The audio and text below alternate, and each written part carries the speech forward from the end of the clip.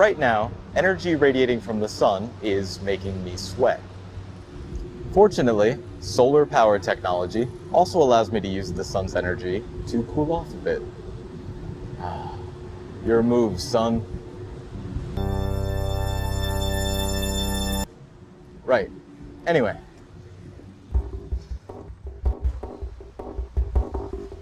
Solar panels were first used to power satellites back in the 1950s. And since then, they've become much more efficient and widely used. A panel like this one converts light into electricity using an array of photovoltaic cells.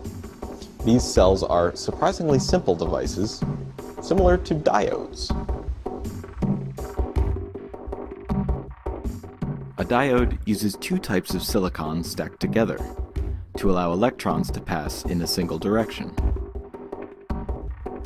Negative, or N-type silicon, which has an excess of electrons, and positive, P-type silicon, which has an excess of electron holes.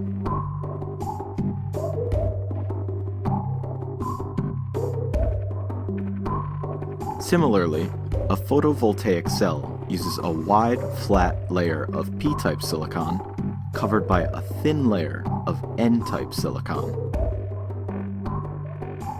A single large flat metal conductor is connected to the bottom of the cell, and thin metal finger-like conductors are placed on top, which leaves most of the cell's surface exposed to light. When light hits the surface of the cell, photons pass through the top layer and hit the junction between the positive and negative layers.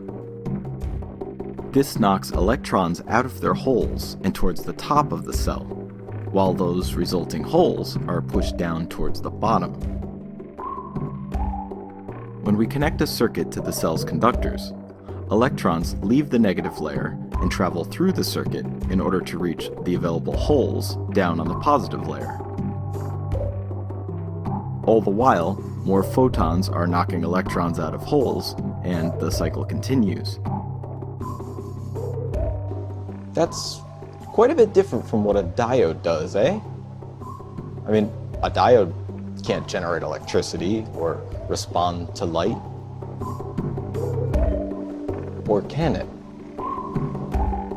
Okay, here we have a bunch of silicon diodes. They're the small signal type, so they have glass packages which should allow light to pass directly to the silicon. By wiring them all up in parallel